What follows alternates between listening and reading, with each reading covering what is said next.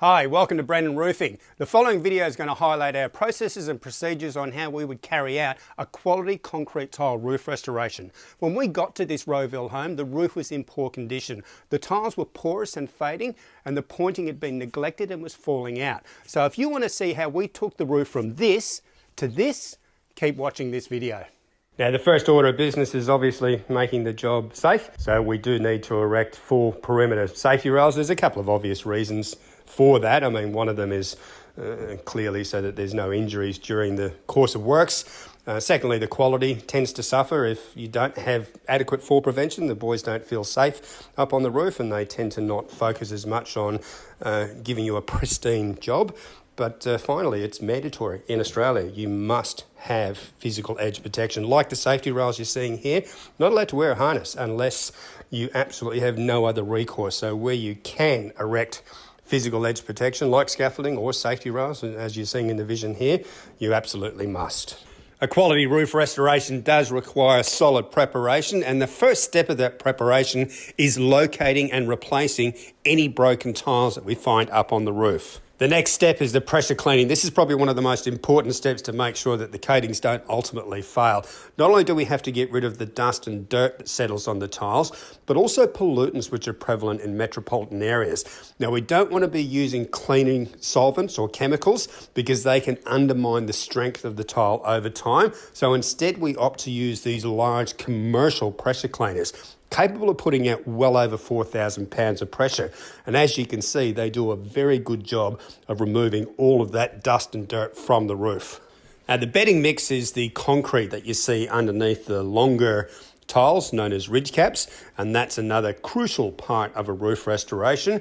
So prior to anything else happening, all of the loose and broken concrete is completely removed, and then those ridge caps are bedded onto a new foundation of concrete, 3 parts sand and 1 part cement. So a good, strong, solid concrete mix. And then, of course, that's troweled back and then left to set for the next stage. Repointing refers to the product which is applied over the top of the new concrete, and that's the next stage of our roof restoration process. Both the bedding and the pointing are critical to make sure that your roof restoration will last for many decades. If you get this part right, even when the coatings eventually fail, you don't have to start the process all over again. All you need to do is lightly clean the roof down and then top coat it. So for that reason, we use a very sophisticated pointing material. It's an acrylic flexible compound, a little bit like a silicone with a glass sand mixed through it, and it's highly adhesive. So it bonds perfectly to the concrete, the tile and the ridge cap. Because it's flexible, it doesn't crack, and it also creates a completely waterproof barrier. If it's done correctly, like you're seeing here, this will last for 30 or 40 years at least. The next stage is the valley irons. Valley irons are the galvanised roof gutters that sit in between opposing faces, and they convey water from the roof down to the gutter line. Now, in a lot of cases, they're weathered, sometimes even rusting, and it is a good idea to consider replacing them when you have your restoration done so that the whole job just lasts that little bit longer. Now, we don't use mortar in valleys anymore. As the valley iron expands and contracts, it can have an abrasive action with the concrete and the valley iron, and that actually promotes rust. So what we now use are these strips of adhesive foam, and that creates a much better waterproof barrier and also protects the steel from that abrasive scarring that occurs with concrete. Now that all the preparation work is done, we are ready to start our coating process. So we use a 4-coat system, and the most important of those in the terms of having the job last longer is definitely the primer coat.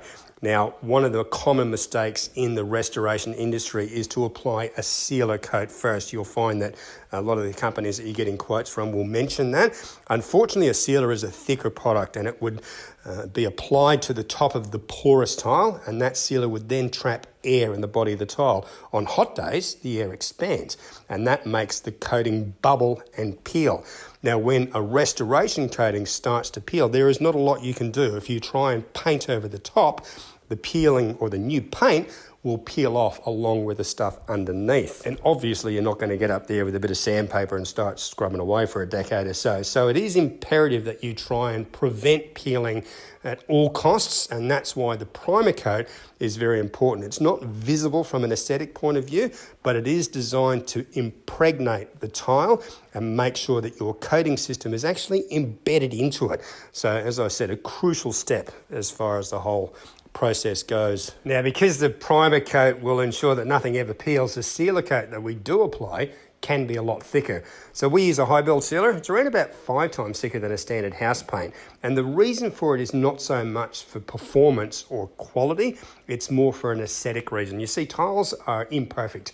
They don't weather the same throughout the body, and different areas of the roof can cop different amounts of sunlight, particularly if there's a bit of shade or whatnot over the building. So a high build sealer makes sure that the finish of the tile or the surface of the tile is consistent. So when the top coats go down, you get a smooth, creamy and even appearance, so it presents much more like a brand new roof rather than some of the patchy restoration jobs that you see around the neighbourhood. Now, the final stage of the roof restoration is the 2 top coats, and this is definitely the most important if you talk about longevity from a colour point of view and from a gloss point of view, and also an overall solid appearance, if you like. You don't want your restoration fading too rapidly, oxidising, or presenting a dusty and dirty finish. Now, there's a couple of different technologies that we've impregnated into our coatings to ensure that that is not the case. First of all, UV stabilisers. Now, in layman's terms, it just means a little bit of additional gloss, not too much, but just enough that UV light can be reflected back more effectively, and that will certainly maintain the colour consistency of the coatings for much, much longer. Cross-link technology. Now, this means that the molecular structure, a polymer is in a chain. Cross-linking means that those chains cross over each other, a bit more like a net, if you like, rather than a rope. So it means that you have good strength throughout the coating, and expansion and contraction is much less likely to result in cracking, which can in turn lead to peeling.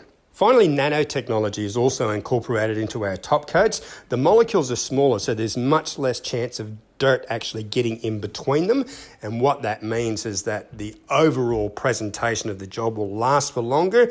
You don't have issues with pollutions breaking down the coating, oxidisation is delayed, and the dust and dirt pickup doesn't occur. It tends to be more self-cleaning. Whatever dirt does result in sitting on the roof, it tends to wash off next time it rains. You can see that the overall finish of the job presents magnificently, much the same as what a brand new roof does, and because of the technologies that we put in, you can expect to get at least 15 years or so out of the coating, and because of the procedures that we've used throughout, even when the coatings do begin to fail, it's really just a matter of giving a light clean down and then top coating it afterwards. So as you can see, Brennan Roofing take an enormous amount of pride in our work, and while our quality often exceeds that of our competition, our prices generally don't. So give us a call today.